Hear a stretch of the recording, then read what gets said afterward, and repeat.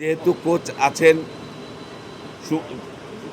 সুমন ভাই যেহেতু কোচ আছেন, হ্যাঁ সুজন ভাই, খালেদ মাহমুদ সুজন, যেহেতু উনি কোচ হিসাবে আছেন, আমাদেরও একটা প্ল্যান আছে যে কোচ হিসাবে ওনাকেও আমাদেরকে সাজেশন দেওয়ার আছে।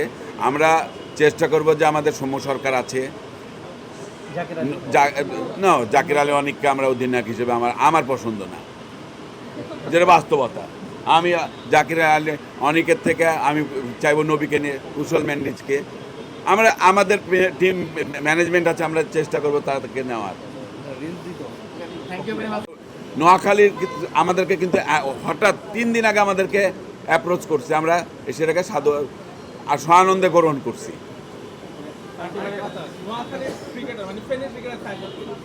খুব আগ্রহ ছিল নোয়াখালীতে খেলবে, কিন্তু আপনারা খেলে তাকে নিয়ে কতটা আগ্রহ ছিল? নিলামে ভিট করেছেন তারপর কাকে?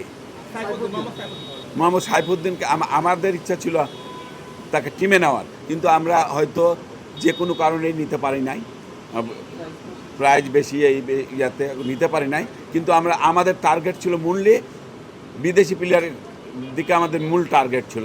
সেই অনুযায়ী আমরা বিদেশি প্লেয়ারদেরকে আমরা ফেভার হিসাবে নিয়েছি তাদেরকে।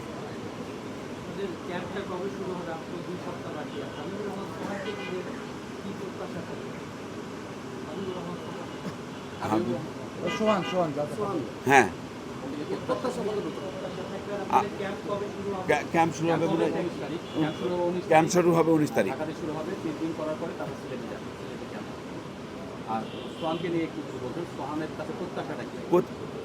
সোহান তো আমি রাইজিং প্লেয়ার হিসাবে ওনার এবার খেলাটা আমি নিজেই উপভোগ করছি, এবং সে গুড ব্যাটসম্যান, এবং তার কাছে আমাদের প্রত্যাশা যে সে আমাদের দুইটা একটা প্লেয়ার যদি দাঁড়ায় যায় টিম সেদিনকে ম্যাচ উইং, দুইটা একটা প্লেয়ার যদি আমাদের দাঁড়ায়, আমাদের যে মিডিল অর্ডার থেকে যে ব্যাটসম্যান, টপ অর্ডার ব্যাটসম্যানগুলো আছে, একজন যদি দাঁড়িয়ে যায় সেদিনকে টিম উইনিং। আমি কথা নোয়াখালীর খুব বেশি ক্রিকেটার জাতীয় দলের আশেপাশে আসে না, ইমন ছাড়া। ইয়াসিন আরাফাত মিশু নামের একজন পেসার আছে, তো ও যেহেতু বিপিএল দল পায় নাই, আপনাদের কোনো প্ল্যান আছে কিনা যে আমাদের যারা ক্রিকেট টিম ম্যানেজমেন্ট আছে, যারা টিম ইয়া করছে, তারা জিনিসটাকে কিভাবে নিচ্ছে আমি এটা সঠিক জানা নাই। ইনশাল্লাহ যদি সেই সুযোগ থাকে আমরা চেষ্টা করব তাকে নেওয়ার জন্য।